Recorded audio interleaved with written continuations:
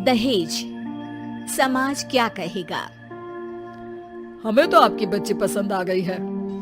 हमारे लड़के की कद काठी के हिसाब से देखे तो दोनों की जोड़ी बहुत अच्छी लगेगी। जैसा आप सही समझे। बेटा योगेश, तुम दोनों को अगर टाइम चाहिए तो आपस में अकेले में कुछ बात कर सकते हो। हम बाहर चले जाते हैं। जी पिताजी, जैसा आप कहें। योगेश और सविता को अकेले वक्त देकर सब वहाँ से चले जाते हैं। चाय कैसी लगी? चाय भी अच्छी लगी और आप भी। सच में? हाँ, मैंने तो फोटो देख के ही हाँ बोल दिया था। मुझे भी आप अच्छे लगे। आपको कुछ पूछना हो तो पूछ लीजिए, जैसे खाना बनाना आता है या नहीं, घर की क्या क्या काम कर लेती हूँ, वगैरह वगैरह। वो तो मेरी माँ आपकी माता जी से पूछ ही लेंगी, वो मेरा डिपार्टमेंट नहीं है। इधर योगेश और सविता जिंदगी भर का साथ जोड़ने की बात कर रहे थे। उधर सविता के पापा योगेश के पिताजी के सामने हाथ जोड़ के खड़े थे। देखिए, हमारा बेटा पढ़ा लिखा है, अच्छी नौकरी करता है।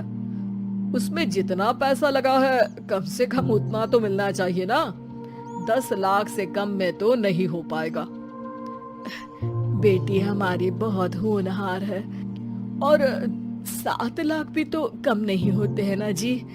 अगर आप हमारी बेटी को शादी के बाद काम करने देंगे तो 3 लाख तो 6 महीने में ही कमा लेगी।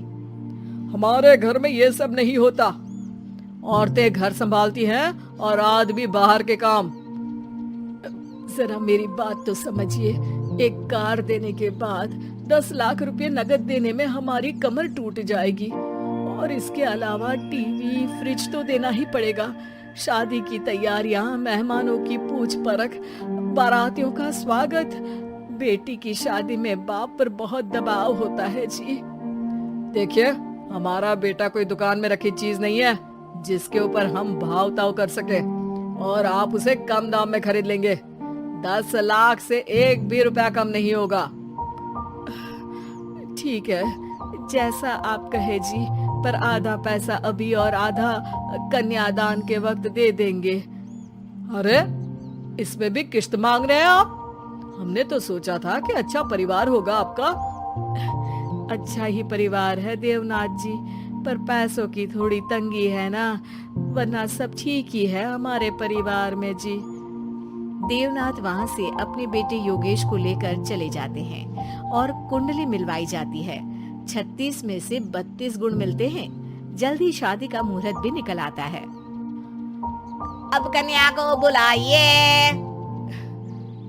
आओ बेटी, यहाँ बैठो। योगेश की बाई और। मंत्रोच्चार शुरू करते हैं। मंगलम भगवान विष्णु मंगलम गरुड़ध्वजा मंगलम। सविता के पापा सविता और योगेश के बीच में जाकर बैठ जाते हैं।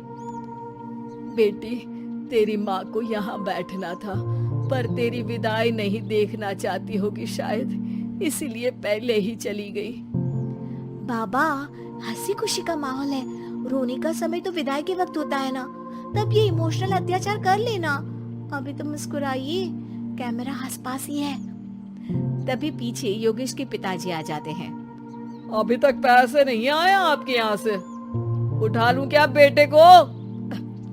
आते ही होंगे, मैंने अपने छोटे भाई को व्यवस्था करने के लिए कह दिया था। अरे तो जल्दी कराइए ना, वरना देर हो जाएगी। समझ रहे हो ना आप? योगेश और सविता दोनों एक दूसरे की तरफ देखते हैं। सविता चाहती है कि योगेश कुछ बोले, पर योगेश अपना मुंह दूसरी तरफ फेर लेता है। पापा, कितने पैसे की बात की है आपने? अरे बेटी, तुझे इससे क्या मतलब? मेरी डील की है ना, तो मुझे तो पता ही होना चाहिए। कन्यादान की विधि शुरू करेंगे। तभी योगेश के पिता वापस वहाँ आ जाते हैं।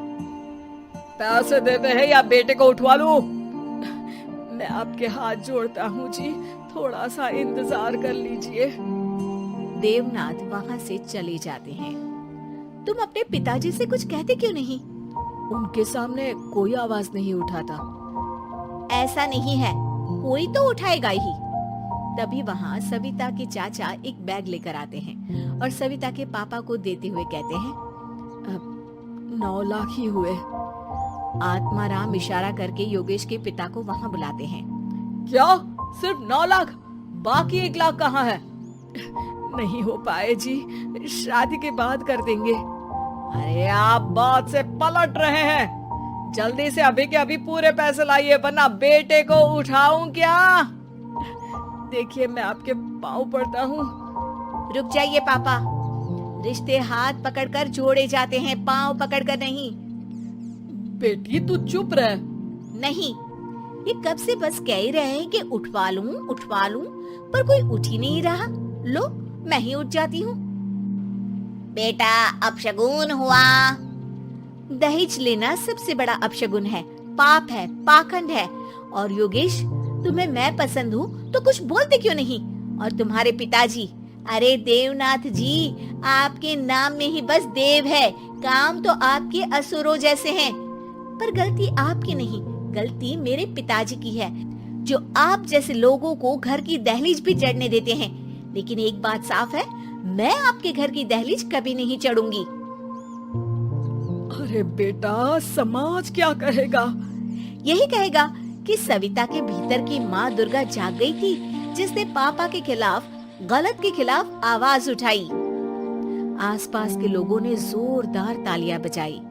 समाज की तालियों से पता चला कि समाज क्या कहेगा। समाज ने सविता की बात को स्वीकार भी किया और उसको अपने सर आंखों पर भी बिठा लिया। सविता के पिता में हिम्मत जागी और उन्होंने कहा, देवनाथ जी, आप कह रहे थे ना बेटे को उठा लूं क्या? उठा लीजिए। हमारी बेटी को आपका लड़का पसंद नहीं है और हमें आप